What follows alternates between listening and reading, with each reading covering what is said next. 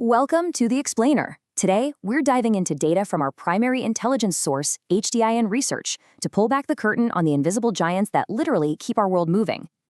We're talking about the massive companies behind the vehicles you see every single day, but probably don't think twice about. These are the giants that power our entire infrastructure.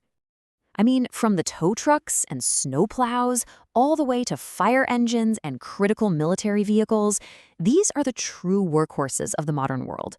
They're the essential gear that keeps our communities safe and, frankly, up and running. So the big question is, how did the companies that build all this stuff actually do last year? We're going to dig into the numbers, the tech, and what the future looks like for the leaders in this absolutely critical but often overlooked sector. Okay, let's get right into it and start with the money.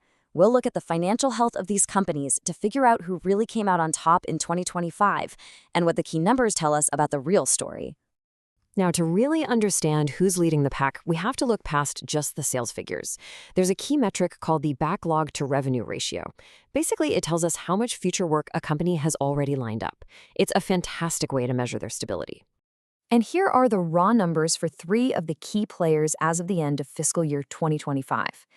Yeah, you can see the revenue, but what you really want to pay attention to is that column on the far right. That's the ratio we were just talking about. That's where the real story about their future stability is hiding. And when you put it on a chart like this, it really jumps out at you. Just look at Oshkosh. I mean, because of their massive government contracts, they have a backlog worth more than 1.3 years of their current revenue.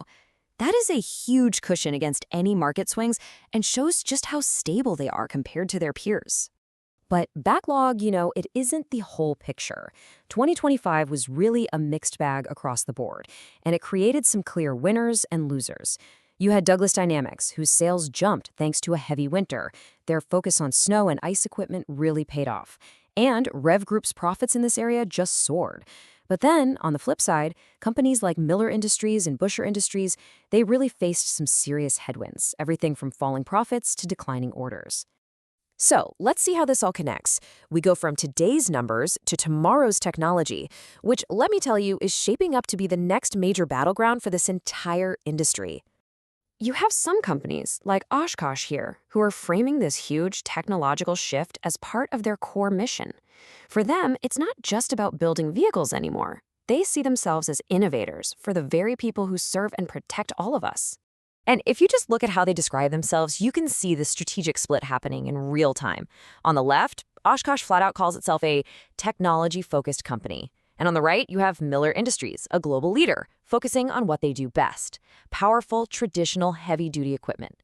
We're talking 2 giants on 2 very, very different paths. And this slide just lays it out perfectly. On one side, you have this big push towards innovation. Oshkosh is leaning on more than 2 decades of experience with electric products. And then on the other side, you have a company focused on the real-world headaches, the costs and the regulatory hurdles of that exact same technology. In fact, Miller reported it actually hurt customer demand last year. And look, this pressure isn't just internal. It's coming straight from the market itself. Customers are now the ones demanding greener solutions, and that's forcing every single company in this space to pick a lane and commit to a strategy, whether that's full steam ahead on innovation or carefully managing the challenges. So what does this all mean for the road ahead? What are the big picture challenges that all of these companies are up against, no matter what their tech strategy is? Miller Industries' own report from 2025 actually gives us a great summary of the challenges facing the whole sector. High interest rates and insurance costs are making it really expensive for customers to buy new gear. Then you throw in global trade uncertainty, a tangled mess of emissions rules, and a shortage of skilled workers, and you've got a really complex, tricky environment to operate in. Okay, so here's the crucial point. The specialty vehicle sector is really at a crossroads. It's being pulled in 2 directions. On one side, you've got the stability that comes from making things that are absolutely essential.